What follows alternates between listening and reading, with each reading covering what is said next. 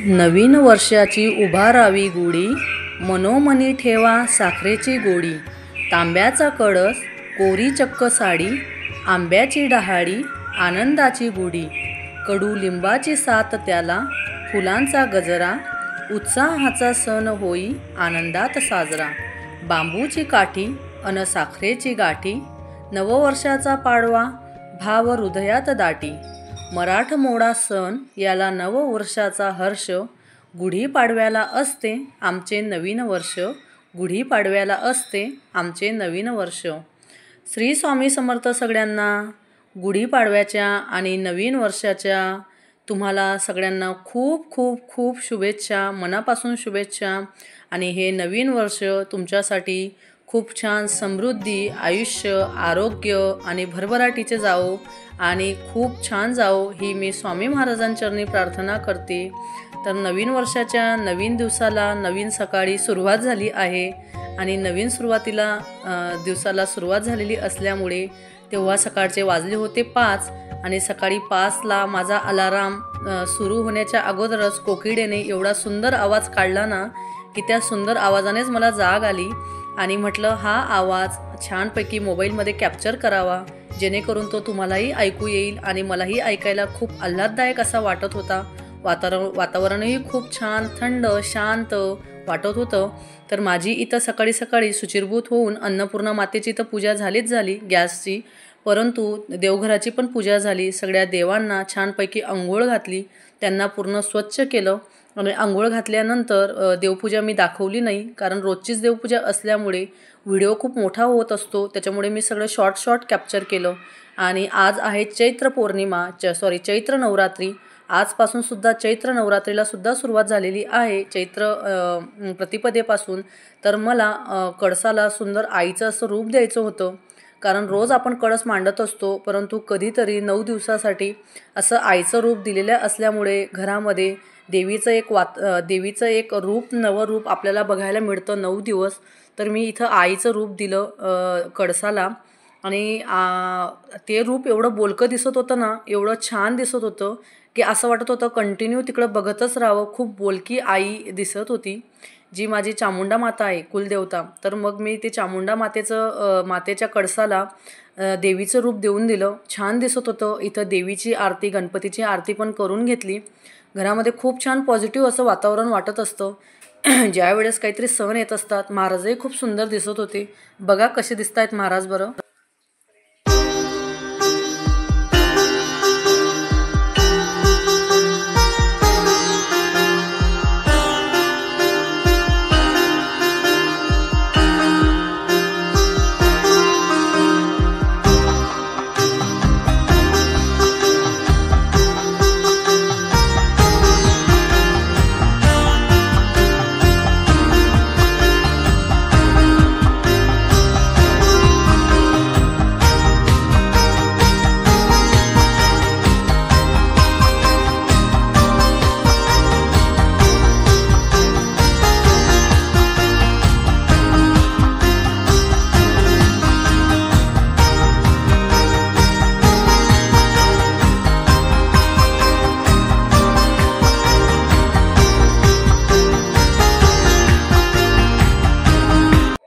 छान अशी देवपूजा झालेली आहे. तर देवपूजा करायलाच खूप वेळ लागला आणि पिंपरीवरनं येताना पहिल्या दिवशी फुलं आणले होते. फुलमाळा काही आणल्या नाही कारण की फुलमाळा आणल्याने जेवढे फुलं आपल्याला फुलांमध्ये जास्त फुलमाळा बसतात तेवढी एकच फुलमाळ खूप महाग मिळत असते. त्याच्यामुळे इथं यांनी मला 2-3 फुलमाळा करून दिल्या देवघराला, बाहेर दरवाजाला, मेन डोअरला आणि गुढीला. तर इथं देवघराला फुलमाळा पण मी लावून घेतली आणि फुलमाळा लावल्यानंतर अजून देवघर एवढं बोलायला करत असतं. जशी दिवाळी असते, लक्ष्मीपूजन, दसरा असतो, गुढीपाडवा असतो, तर देवघर जसं छान दिसत असतं तसंच आपलं घरही खूप आल्हाददायक, छान, उल्हासित वाटत असतं. तर मीही इथं छान तयार होऊन गेली.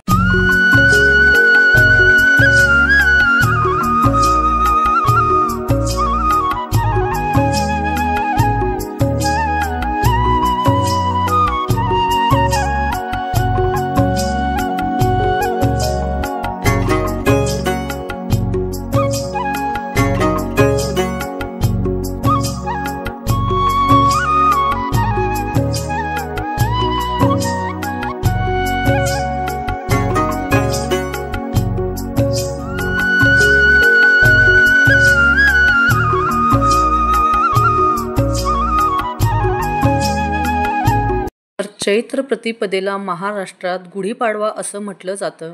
वर्षातील 3.5 मुहूर्तांपैकी हा एक मुहूर्त आहे आणि चैत्र हा हिंदूंच्या गणनेनुसार पहिला महिना आहे. याच महिन्यापासून वसंत ऋतूला सुद्धा सुरुवात होत असते.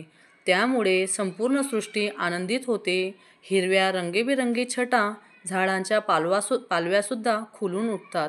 वसंत ऋतू आपले सारे वैभव अगदी मुक्त हस्ताने, मोकळ्या मनाने सृष्टीवर उधळत असतो आणि अशा प्रसन्न मनाने जेव्हा तो सृष्टीवर उधळत असतो त्यावेळेस प्रसन्न आल्हाददायक वातावरण आपल्या नवीन वर्षाची सुरुवात होत असते.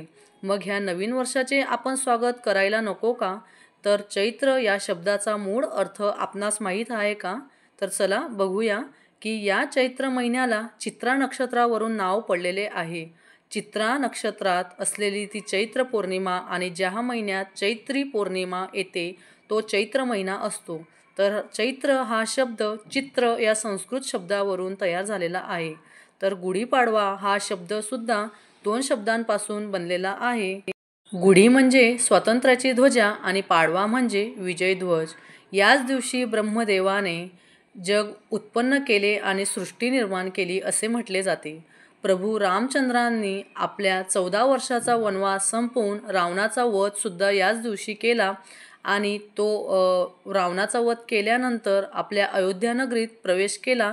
त्यावेळी सुद्धा लोकांनी गुढ्या तोरणे उभारून तो दिवस आनंदाने साजरा केला आणि तोच हा दिवस असतो. तर गुढीपाडवा जेव्हा आपण गुढीपाडवा करत असतो त्या दिवशी चैत्र शुक्ल प्रतिपदासुद्धा असते. तर मी सुद्धा इथं अशा छान प्रकारे गुढी उभारून त्याला उलटा तांब्या लावला, आंब्याची डहाळे लावली आणि कडुलिंबाची पाने लावली आणि इथं माझ्याकडे पिवळ्या कलरची कोरी साडी होती. प्रत्येक वर्षाला तर आपण कोरेच वस्त्र, नवीन कोरे वस्त्र आपण गुढीला लावत असतो, कधी वापरलेले वस्त्र लावत नाही.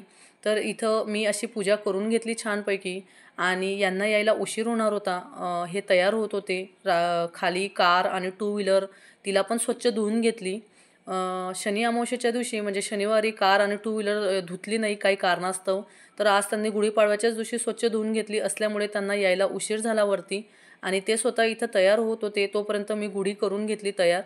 असंही मला 11 वर्षापासून त्यांच्या मदतीची गुढी उभारायला मदत लागत नाही, कारण त्यांचं खूप जास्त हळूहळू स्लोली चालत असतं सगळं आणि माझं म्हणणं असतं की सकाळी सकाळी लवकर गुढी उभारून घेऊ म्हणजे सगळं व्यवस्थित होऊन जाईल, पुढच्या कामांना आपण मोकळं होऊन जाऊ. परंतु त्यांचं स्लोली चालत असल्यामुळे मला काही ते आवडत नाही. म्हणून मग मी 11 वर्षापासून मी स्वतःच काय करायचं आहे मला ते करून घेते आणि इथं ते तयार होऊन आलेले होते. तर इथं गुढी उभारून घेतली आणि गुढी उभारल्यानंतर तर आपण म्हणत असतो की गुढीला म्हणजे गुढी का उभारली जाते. आता बघा ज्या वेळेस आपल्या हिंदू धर्मामध्ये नवीन सण येत असतात प्रत्येक वर्षाला, तर ती गुढी सण येत असल्यावर आपण प्रत्येक सणामागे काहीतरी उद्देश असतो, प्रत्येक सण करण्यामागे काहीतरी उद्देश असतो. तर तो उद्देश काय असतो? जशी ही गुढी उंच असते तशीच आपण सुद्धा आपल्या प्रगतीपथावर उंच जायला पाहिजे. गुढी आपल्याला वेगळ्या प्रकारचे निर्देश, संकेत देत असते. गुढी उभारण्यामागे खूप वेगळ्या प्रकारचा उद्देश असतो. जशी होळी असते, अक्षय तृतीया असते, दिवाळी असते. प्रत्येक सणांमागे आपल्या हिंदू धर्मामध्ये काहीतरी नवीन संकेत असतात की ते आपल्याला देऊन जातात. त्या गोष्टीकडे त्या दृष्टिकोनाने आपण बघितले पाहिजे. जसा कडुलिंबाचा पाला लावला जातो, आंब्याची डहाळे लावले जातात, ही साखरेची गाठ ही माळ लावली जाते. तर हे का लावले जाते? बघा गुढी किती सुंदर दिसते, काहीच केलं नाही तिला, फक्त 3-4 वस्तूंनी तिला मस्तपैकी साज शृंगार चढवलेला आहे. परंतु असं वाटत आहे ना की एखादी नवी नवरी, जी नवी नवरीचं नवीन लग्न झालेलं आहे आणि ती नवीन नवरीच आपल्यासमोर उभी आहे. एवढी सुंदर गुढी दिसत आहे आणि खूप छान दिसत आहे गुढी. असं वाटतं की ह्या गोष्टींकडे बघत राहावं, जेणेकरून ह्या गोष्टी का करून घेतलेल्या आहेत, का या आपल्या जुन्या लोकांनी काय या गोष्टी लावलेल्या आहेत. तर बघा ज्यावेळेस कडुलिंबाचा आपण पाला लावत असतो त्याच दिवशीसुद्धा आपण कडुलिंबाचा प्रसाद करत असतो. कडुलिंब त्याच्यामध्ये तो कडू लागत असल्यामुळे त्याच्यामध्ये कोणी साखर तर कोणी गूळ त्याच्यामध्ये मिक्स करत असतो. तर गुढी आपल्याला काय सांगत असते? नवीन वर्ष सुरू झाले तर आपण नवीन विचार केला पाहिजे, नवीन संकल्प केला पाहिजे. सद्विचार, सदाचार यांची झेप आकाशाला गवसणी घालू द्या, अशी ही गुढी आपल्याला सांगत असते. गुढी आपल्याला अजून काय सांगते की मी जशी उंच आहे निळ्या निळ्या आकाशाशी नाते सांगते माझे, तशीच तुमची पण तुम्ही प्रगती होऊ द्या. या दिवशी गुढीला लावलेल्या कडुलिंबाचा पाला खातात. तो फार कडू असतो आणि म्हणून त्याबरोबर आपण गूळ किंवा साखर खात असतो. तर हा पाला कडू असला तरी आयुर्वेदशास्त्राच्या दृष्टीने तो अत्यंत गुणकारी आहे. तो खाल्ल्याने आरोग्य, बल, बुद्धी आणि तेज वाढत असते. हा पाला कडू असल्याने थकवा नाहीसा होतो, मेंदूला तरतरी येते. बघा, मी सुद्धा इथं या एका वाटीमध्ये कडुलिंब आणि गूळ याचा लाडू बनवलेला आहे आणि तो प्रसाद म्हणून गुढीलाच दिला आहे. तर ज्यावेळेस गुढीचा हा प्रसाद दिला गेला त्यानंतर तो प्रसाद आम्ही घरामध्ये सगळेजणी वाटून खाऊ. थोडासा छोटासा लाडू बनवलेला आहे. तर ज्यावेळेस आपण जीवन जगत असतो आणि जीवन जगत असताना कधीतरी आपल्याला सुख दुःख येत असतं. जसं की सुख एकटं येत नसतं, तसंच दुःखसुद्धा एकटं येत नसतं. सुखाच्या मागे दुःख येतं आणि दुःखाच्या मागे सुखसुद्धा येत असतं. सुखाचंसुद्धा आगमन होत असतं. तर ज्यावेळेस आपल्याला सुख येत असतं, आपण जसं सुखाचं भरभरून स्वागत करत असतो. श्री स्वामी समर्थ सगळ्यांना. गुढीपाडवाच्या आणि मराठी नवीन वर्षाच्या आमच्या परिवाराकडून तुम्हाला खूप खूप शुभेच्छा. हे नवीन वर्ष तुम्हाला खूप छान आनंदात आणि भरभराटीचे जावो ही मी स्वामी महाराजांचरणी प्रार्थना करते. श्री स्वामी समर्थ. धन्यवाद. तर त्रिशाची इच्छा होती की मम्मा आपण आपल्या यूट्यूब परिवारातल्या सगळ्या लोकांना चौघंजणी मिळून आपली फॅमिली आपण त्यांना शुभेच्छा द्याव्या. तर अशा प्रकारे आमच्या साध्या सोप्या भाषेमध्ये आमच्या या तुम्हाला दिलेल्या शुभेच्छा होत्या. शुभेच्छा जरी तुमच्यापर्यंत लेट पोचत असतील तरी त्या तुम्ही स्वीकारून घ्या. कारण की व्हिडिओ यायला खूप लेट झाला आहे. लेट येण्यामागचं कारणही तसंच खूप सिरियस आहे. गुढीपाडव्याच्या दिवशी माझी जवळची मैत्रीण, तिचे मिस्टर एक्सपायर झाले. संध्याकाळी अनएक्सपेक्टेड एक्सपायर झाले ते. आणि गुढीपाडव्याच्या दुसऱ्या दिवशी ज्या दिवशी मी व्हिडिओ टाकणार होती त्या दिवशी त्यांची अंत्ययात्रा होती. तो दिवस माझ्यासाठी खूप खराब गेला. आता मी इथं तुम्हाला निगेटिव्ह करत नाही. तो किस्सा काय आहे, ते हॅपनिंग काय आहे हे मी तुम्हाला सांगत नाही. व्हिडिओ यायला खूप लेट झाला. मी रांगोळी ही गुढी उभारायच्या आधीच टाकून घेतली, परंतु तो एडिटिंग करताना व्हिडिओ गुढी उभारायच्या नंतर आला. असू द्या, एडिटिंग करायला खूप उशीर होणार होता मग ते परत एक्सचेंज करण्यामध्ये. तर इथं सुंदर अशी रांगोळी मी टाकून घेतली. मला जे कोलॅबरेशनसाठी रांगोळी आली होती तर ती रांगोळी मला इथं खूप जास्त हेल्पफुल झाली. त्या ताईंना खूप जास्त धन्यवाद. त्यांना खूप थँक्यू सो मच. असंच प्रेम नेहमी राहू द्या. कोलॅबरेशनसाठी काही असतील तुमच्याकडून तर त्या गोष्टीसुद्धा मी कोलॅबरेशन करत असते. तर मला ही जी रांगोळी आली या रांगोळीमुळे मला खूप जास्त मदत झाली. जेणेकरून सकाळी सकाळी स्वतःच्या हाताने रांगोळी टाकायला पण खूप उशीर होणार असतो आणि इथं मी राहिलेल्या स्वयंपाकाला पूर्ण करत होती. व्हिडिओ यायला खरंच खूप लेट झालेला आहे. मे बी माहिती नाही तुम्हाला बघायला तो इतका लेट चांगला वाटेल नाही वाटेल, पण म्हटलं असू दे. आता व्हिडिओ बनवले आहेत, शूटिंग झालेलीच आहे तर टाकून देते. जरी गुढीपाडवा लेट झाला, 2 दिवस झाले गुढीपाडवा होऊन, पण माझा व्हिडिओ लेट येण्यामागे कारणही तुम्ही तेवढं समजून घ्या. कारणही तेवढं खूप मोठं आहे. आजही तो व्हिडिओ टाकायला मला योग्य वाटत नव्हतं, पण म्हटलं जाऊ दे. गॅपही 2 दिवसाचा जास्त पडलेला आहे आणि असू दे. आता सुख येत असतं, सुखामागे दुःखसुद्धा येत असतं. तर इथं हे मला तुमच्याशी गप्पा मारायला सांगत होते, पण मी तो आवाज व्हॉल्यूम काही वाढवला नाही. ते म्हटले की सगळ्यांना जेवणाचं आमंत्रण दे. तर सगळेजणी जेवणाला या. जेवण खूप साजरं संगीत असं झालेलं आहे. स्वयंपाकही खूप टेस्टी झालेला आहे असं यांचं म्हणणं होतं. आणि मी म्हणत होती की आजूबाजूचं वातावरण पण एवढं सुंदर, सोसायटीच्या आजूबाजूचं वातावरण एवढं सुंदर, आल्हाददायक, प्रसन्न आणि पॉझिटिव्ह वाटत होतं ना. घरामध्ये पण खूप छान वातावरण वाटत होतं. अशा सणाच्या दिवशी जर आपण दिवसभर जरी देवाचे गाणे लावून दिले, टी व्हीवर असो किंवा ब्लूटूथ स्पीकरवर असो, घर एवढं सुंदर वाटत असतं ना. आणि आपण एवढा कामाचा आपला ओघ असतो, एवढं कंटिन्यू आपण काम करत असतो, तरीही आपल्याला जेव्हा आपण काम करत असतो तर आपल्याला थकवा येत नाही. परंतु शेवटी सगळे जेव्हा कार्यक्रम झाला मग तेव्हा थकवा यायला सुरुवात होऊन जाते. पण तेवढ्या फोर्सफुलीमध्ये आपण जेवढं काम करतो ना तेवढा आपल्याला थकवा येत नाही.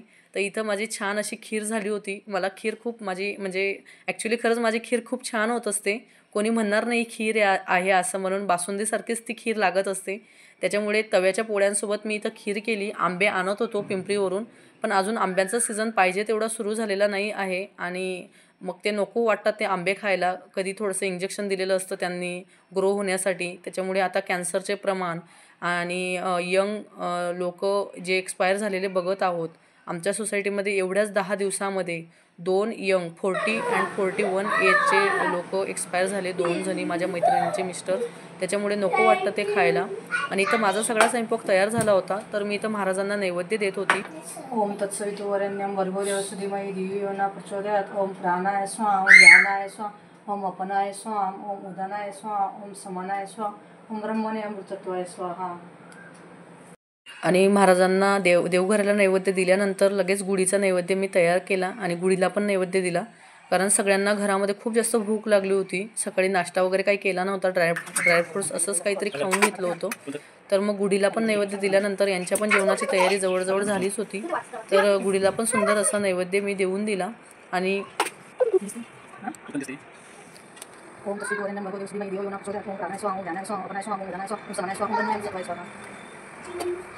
व्हिडिओ मी बऱ्यापैकी स्पीड वाढवते आहे व्हिडिओचा, कारण व्हिडिओ खूप मोठा होणार होता. तर अशा प्रकारे सुंदर अशी गुढीपाडव्याची आमची आज पूजा झाली. आणि संध्याकाळी सूर्य मावळायच्या आत गुढी उतरवायची होती. जी गुढी उभारली होती ती उतरवायची होती, कारण सूर्य मावळायच्या आत आमच्या गावाकडे तर 12 वाजेच्या आत गुढीला ऊन लागू देत नाही. 12 वाजेच्या आत गुढी उतरवून घेतात, पण मी तसं करत नाही. मी सूर्य मावळायच्या आत 4-4:30 वाजेला गुढी उतरवून घेते. आणि गुढी उतरवताना खाली असा गहू टाकून दिला, जेणेकरून आपल्या धनधान्याची भरभराट होत असते. अशी सुनी म्हणजे नुसती गुढी ठेवली नाही उतरवताना. गुढी मातेला प्रणाम करून आता मी यांना इथं सांगितलं की 21 निंबाचा पाला तोडायला लावला, काउंटिंग करून नंबर करून. तर यांनी 21 निंबाचा पाला मोजला. आणि आता त्या निंबाचा पालाचा मी काय करणार आहे, तर जो पाला आहे 21 पाला, तो पाला एका पांढऱ्या कपड्यामध्ये, सफेद कपड्यामध्ये, एक तर झिपच्या पिशवीमध्ये, छोट्या झिपच्या पिशवीमध्ये ठेवून द्यायचा. आणि तो आपल्या लॉकरमध्ये, पुढचा गुढीपाडवा येतो तोपर्यंत आपल्या लॉकरमध्ये जिथं आपण पैसे वगैरे काहीतरी ठेवत असतो, तर तिथं तो झिपच्या पिशवीमध्ये टाकून ठेवून द्यायचा तो पाला. आणि तो पुढच्या गुढीपाडव्याला तो काढून घ्यायचा, परत पुढच्या गुढीपाडव्याचा पाला ठेवायचा. त्यानंतर मग ती साखरेची जी गाठ काढली होती, असं म्हणतात की ती साखरेची गाठ गुढीवरची उतरवलेली असली तर ती घरातल्या लहान मुलीची पूजा करून, जी आपल्या घरातली लक्ष्मी आई देवी असते, तिला ती लक्ष्मी ती गाठ बांधायची असते, तिच्या गळ्यात टाकायची असते.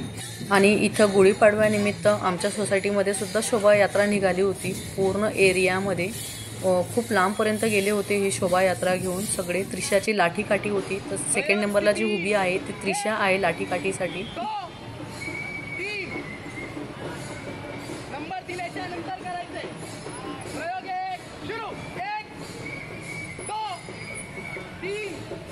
तर आजचा माझा गुढीपाडव्याचा व्हिडिओ तुम्हाला कसा वाटला, आणि आत्तापर्यंत माझ्या चॅनलला सबस्क्राईब केलं नसेल, लाईक करा, कमेंट्स करा आणि शेअर करा व्हिडिओ. आणि व्हिडिओला जर सबस्क्राईब केलं नसेल तर सबस्क्राईब करायचा प्रयत्न करा. आणि व्हिडिओ कसा वाटला हेही मला कमेंट्सद्वारे कळवा. श्री स्वामी समर्थ. धन्यवाद. नवीन वर्षाच्या पुन्हा एकदा तुम्हाला खूप खूप शुभेच्छा.